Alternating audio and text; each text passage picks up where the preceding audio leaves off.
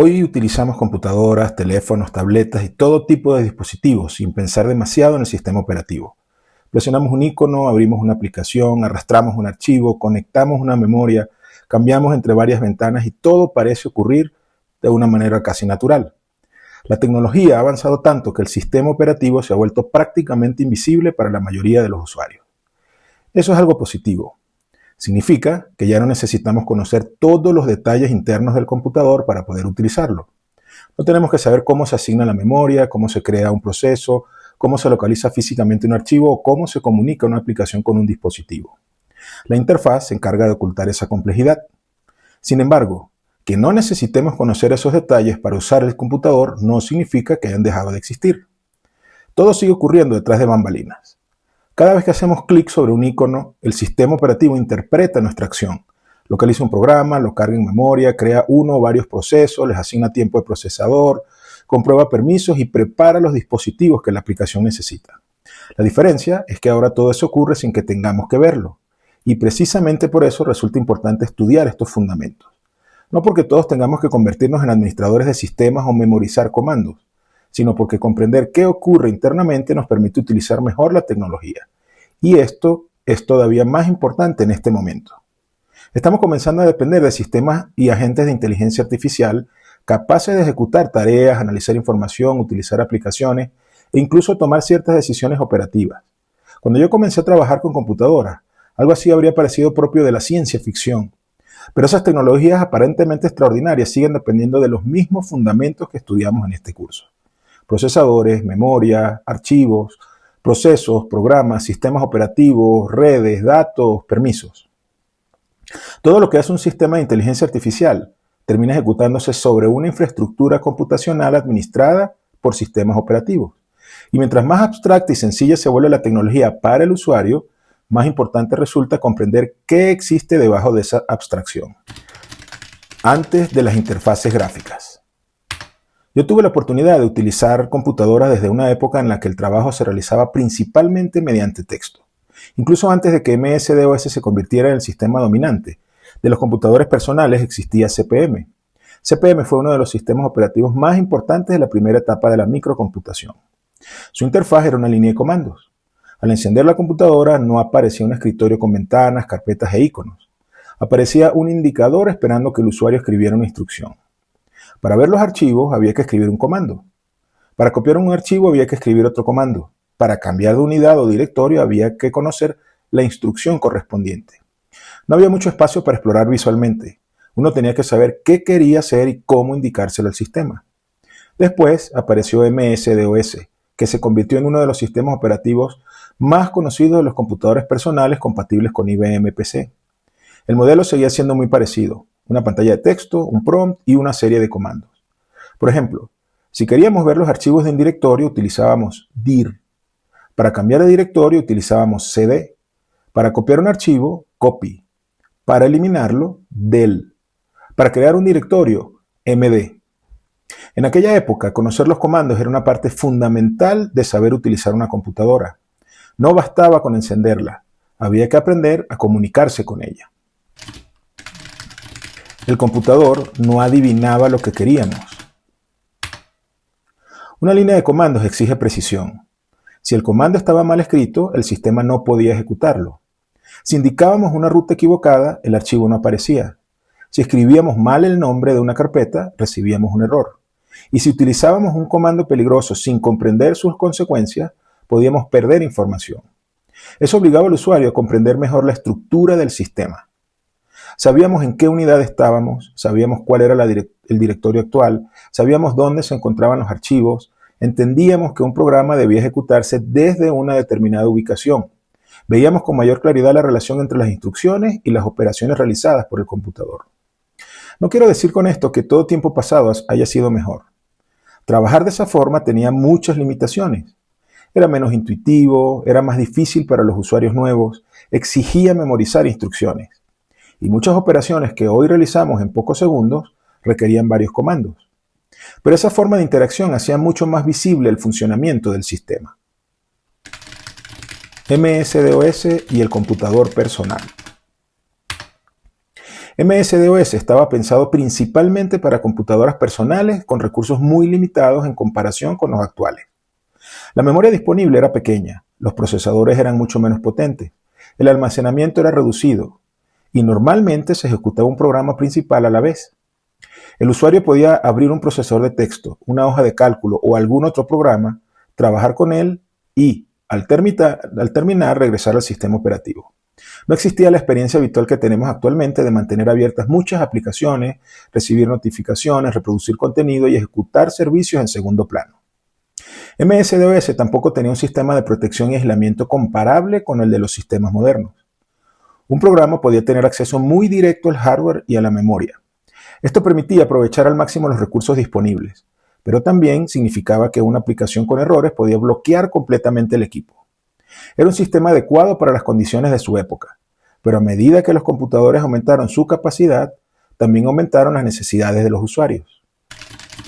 Unix, otra manera de pensar el sistema operativo.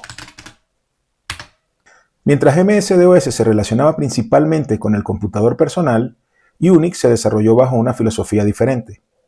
Unix fue diseñado para trabajar con múltiples usuarios y múltiples procesos.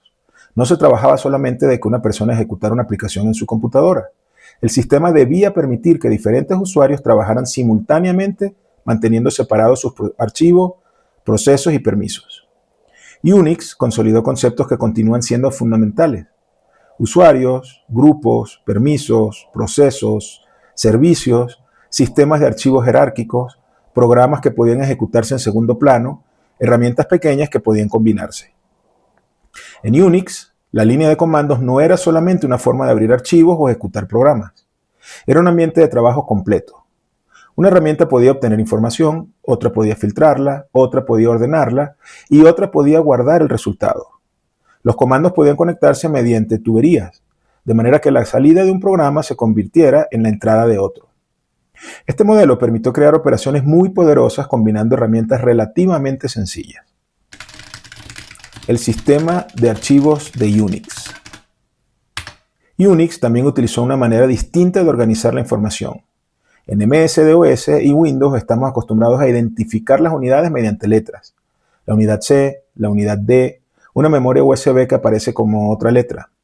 En Unix, toda la estructura parte de una única raíz, representada por una barra diagonal. A partir de esa raíz se organizan los directorios del sistema, los archivos de configuración, los programas, los dispositivos y los espacios personales de los usuarios. Esto permite integrar distintos recursos dentro de una sola estructura jerárquica. Unix también introdujo un modelo de permisos mucho más desarrollado. Un archivo puede permitir lectura, escritura o ejecución, y esos permisos pueden definirse para el propietario, para un grupo y para los demás usuarios. Este modelo es fundamental en sistemas donde muchas personas y programas comparten los mismos recursos. Linux y la experiencia de instalarlo a pie. A principios de los años 90 apareció Linux.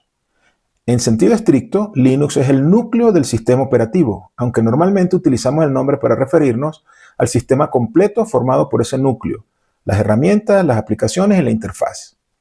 Yo tuve la oportunidad de instalar Linux cuando hacerlo era un proceso bastante distinto del que conocemos actualmente.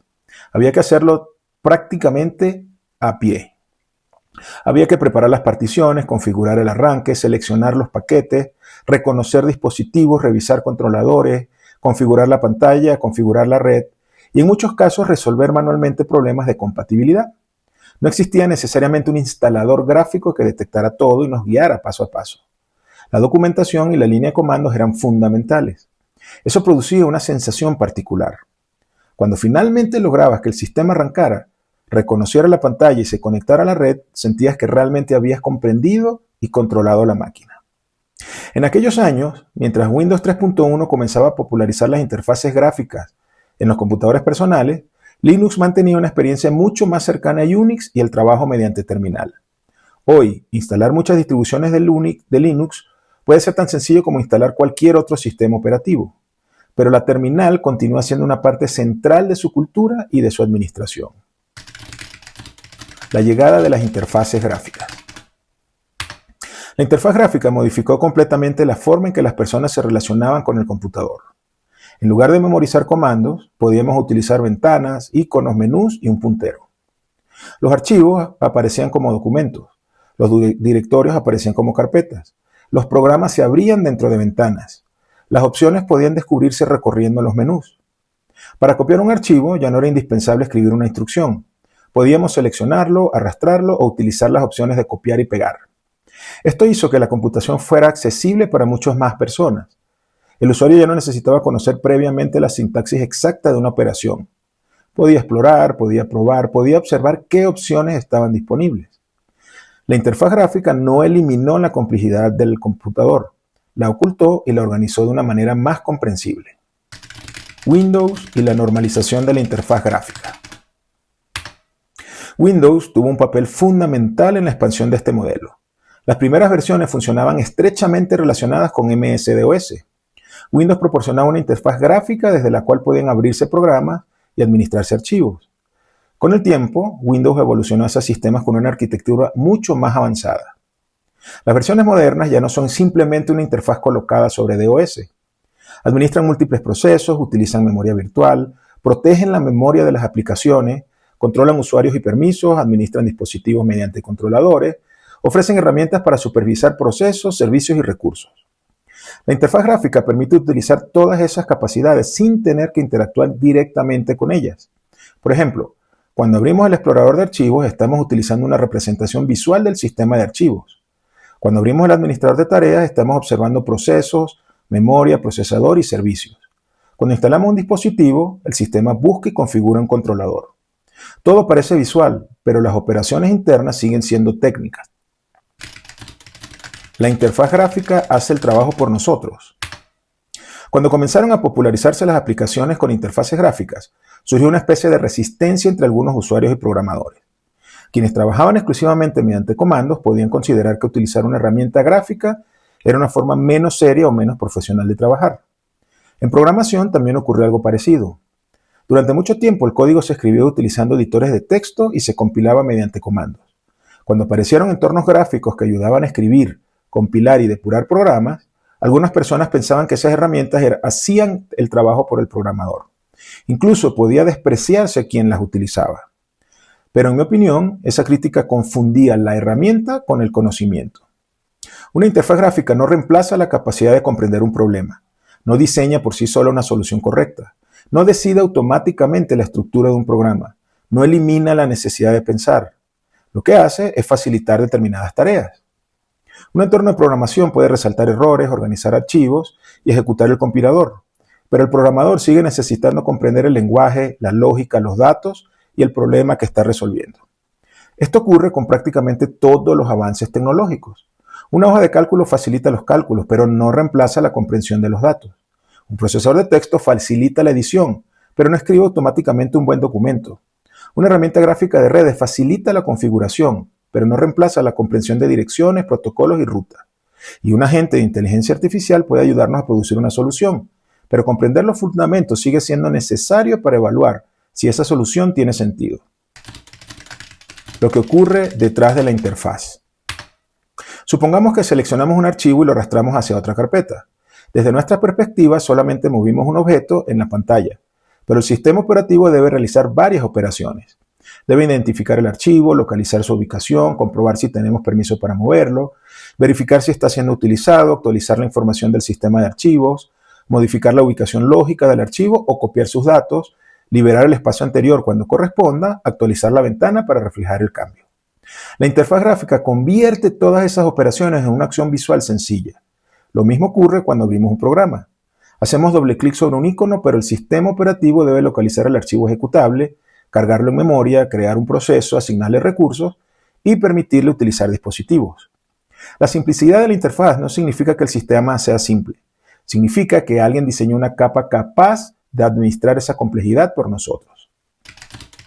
Han desaparecido las líneas de comandos. Para la mayoría de los usuarios, la línea de comandos ha dejado de ser una herramienta cotidiana. Muchas personas pueden utilizar un computador durante años sin abrir una terminal.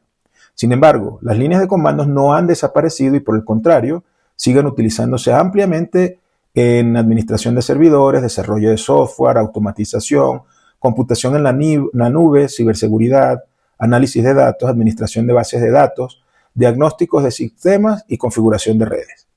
En los equipos de red, como switches y routers, durante mucho tiempo la interfaz de comando fue la principal forma de configuración.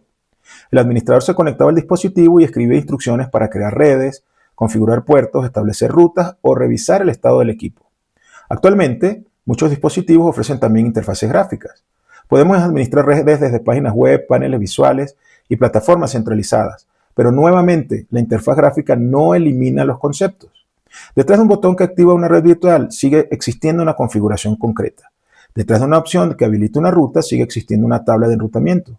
Detrás de un panel que muestra puertos activos siguen existiendo interfaces físicas y lógicas administradas por el sistema. La inteligencia artificial añade otra capa. Los agentes de inteligencia artificial representan una nueva etapa en esta evolución. Primero teníamos que indicar cada operación mediante comandos. Después pudimos seleccionar visualmente las acciones. Ahora comenzamos a expresar una intención en lenguaje natural. Podemos pedir, organiza estos archivos, analiza estos datos, prepara un informe, busca errores en este programa, configura este proceso. La inteligencia artificial puede interpretar la solicitud y utilizar distintas herramientas para ejecutarla. Esto añade otra capa de abstracción, pero debajo de esa capa siguen existiendo las mismas operaciones. La gente debe abrir archivos, ejecutar programas, crear procesos, utilizar memoria, solicitar permisos, acceder a redes, guardar resultados. Todo sigue dependiendo del sistema operativo y de los fundamentos de la computación. Por eso, comprender estos temas no pierde importancia. Al contrario, mientras más capacidad delegamos en la tecnología, más importante resulta entender qué puede hacer, qué no puede hacer y qué riesgos existen. No necesitamos regresar al pasado. Estudiar MS-DOS, Unix o las líneas de comandos no significa que debamos abandonar las interfaces modernas. No se trata de regresar a una pantalla de texto para demostrar que sabemos utilizar un computador. Se trata de comprender cómo llegamos hasta aquí. MS-DOS nos muestra la relación directa entre el usuario, los comandos y los archivos. Unix nos permite entender los sistemas multiusuario, los procesos, los permisos y la combinación de herramientas. Linux muestra cómo esos principios continúan presentes en sistemas actuales. Windows y las interfaces gráficas muestran cómo la complejidad puede organizarse para facilitar el acceso a la tecnología. Cada etapa añadió nuevas posibilidades. La interfaz gráfica no hizo menos importante el conocimiento, hizo posible que más personas utilizaran la tecnología. Y la inteligencia artificial probablemente producirá un efecto similar. Permitirá que muchas personas realicen tareas que antes exigían conocimientos especializados. Pero quienes comprendan los fundamentos tendrán una ventaja. Podrán formular mejores instrucciones, podrán evaluar los resultados, podrán identificar errores, podrán comprender las limitaciones y podrán aprovechar las herramientas con mayor criterio. En este episodio vimos cómo ha evolucionado nuestra manera de utilizar y administrar los sistemas operativos. Pasamos de sistemas como CP/M y MS-DOS, donde el usuario debía escribir instrucciones precisas, a sistemas como Unix y Linux, que convirtieron la línea de comandos en una herramienta poderosa de administración y automatización. Después vimos cómo las interfaces gráficas, especialmente a través de Windows y otros sistemas, hicieron que el computador pudiera utilizarse mediante ventanas, iconos, menús y dispositivos apuntadores. Pero las operaciones fundamentales no cambiaron. Detrás de cada ventana sigue existiendo un proceso. Detrás de cada archivo sigue existiendo un sistema de almacenamiento. Detrás de cada aplicación sigue existiendo memoria, procesador y entrada y salida. Detrás de cada usuario siguen existiendo permisos. Y detrás de cada agente de inteligencia artificial continúa existiendo una infraestructura computacional que debe ejecutar instrucciones y administrar recursos. La tecnología puede ocultar la complejidad, puede facilitar el trabajo, puede permitirnos concentrarnos en el resultado. Pero comprender los fundamentos nos permite dejar de ser solamente usuarios de las herramientas. Nos permite entenderlas, evaluarlas, administrarlas y utilizarlas de una manera mucho más consciente. Ese es precisamente el objetivo de este curso.